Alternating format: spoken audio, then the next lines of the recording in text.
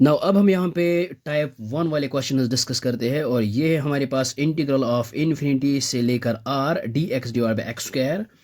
और इसको हम यहाँ पे सॉल्व करते हैं। ये आएगा integral of infinity to r as it is, और डिनोमिनेटर में है एक्स स्क्वायर, और जब हम इसको न्यूमरेटर में ले आएंगे ये आएगा हमारे पास एक्स रेज पर -2 डी एक्स। और अब हम यहाँ पे यूज़ करेंगे we know that integral of X to the power N. So ये हमने यहाँ पे लिखा है use integral of X to the power N D X. ये आता है X, so which is equal, ये आएगा X to the power N plus one divide by N plus one plus C. C is the arbitrary constant, लेकिन जब हम यहाँ पे डेफिनेट इंटीग्रल पढ़ते हैं तो ये सी नहीं आता है। सो ये विच इज़ इक्वल, ये आएगा हमारे पास यहाँ पे जो है एन का जो वैल्यू है वो है यहाँ पे -2, तो यहाँ पे लिख सकते हैं एक्स टू द पावर, ये आएगा -2 प्लस वन और डिवाइड बाई -2 प्लस वन, और यहाँ पे ये है लोअर लिमिट जो है वो है हमारे पास इन्फिनिटी और अपर लिमिट है यहाँ पे R. So which is equal, ये आएगा हमारे पास X to the power -2 plus one, ये आएगा -1 डिवाइड बाई आएगा -1, और यहाँ पे है लोअर लिमिट ये है इन्फिनिटी और अपर लिमिट है r. So which is equal, ये आएगा हमारे पास इस ये है माइनस डिनोमिनेटर में, इसको हम यहाँ बाहर लिखते हैं, ये आएगा माइनस टाइमस, और यहाँ पे एक्स टू द पावर -1, इसको जब हम डिनोमिनेटर में लिखेंगे ये आएगा x1 divide by x to the power +1, और यहाँ पे जो है लोअर लिमिट है यहाँ पे इन्फिनिटी और अपर लिमिट है r। सो अब हम यहाँ पे यूज़ करेंगे upper limit minus lower limit. We know that अगर हमारे पास integral of a to b, ये आएगा f ऑफ x dx। सो ये आएगा यहाँ पे कैपिटल F ऑफ x, और यहाँ पे है lower limit a, upper limit है बी। सो ये आता है एफ ऑफ अपर लिमिट, पहले एक्स की जगह रिप्लेस करेंगे b minus f of b, minus आएगा फिर lower limit f of a. So ये हम यहाँ पे यूज़ करेंगे upper limit minus lower limit, ये आएगा minus times as it is, और पहले एक्स को पुट करेंगे आर, ये आएगा 1 डिवाइड बाई आर, माइनस आएगा, और अब लोअर लिमिट है ये इन्फिनिटी, ये आएगा 1 डिवाइड बाई इन्फिनिटी।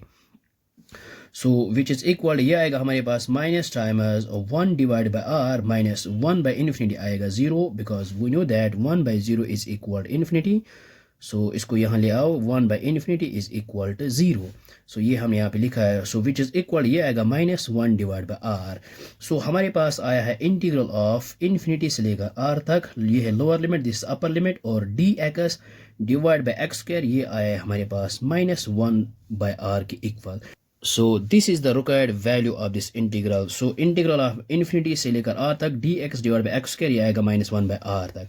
तो अगर हम यहाँ पे कुछ एग्जांपल्स लेंगे, सो अब हम यहाँ पे कुछ आर को वैल्यूज़ देंगे, पर्टिकुलर वैल्यूज़। मान लीजिए हमारे पास आएंगे, ये है हमारे पास आएगा इंटीग्रल ऑफ इन्फिनिटी से लेकर 10 D X divide by X square, और इसको हम अब कैलकुलेट नहीं करेंगे, डायरेक्ट हम ये पुट करेंगे आर की जगह, यहाँ पे इसको कंपेयर करेंगे।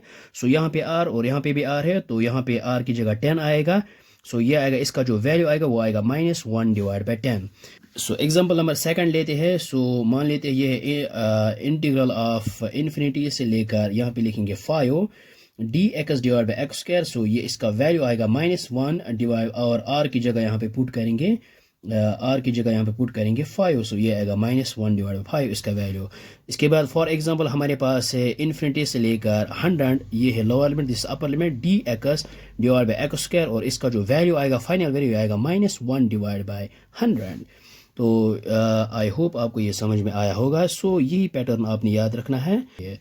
तो मान लीजिए हमारे पास है इन्फिनिटी से लेकर यहाँ पे फॉर एग्जांपल 1000 है, 1000, और यहाँ पे है D X divide by X square, और इसका जो फाइनल वैल्यू आएगा वो आएगा -1 डिवाइड बाई, और आर की जगह पुट करेंगे 1000। So this is the required value of this integral. So I hope आपको ये समझ में आया होगा, ये बहुत ही आसान है। So thanks for watching this video.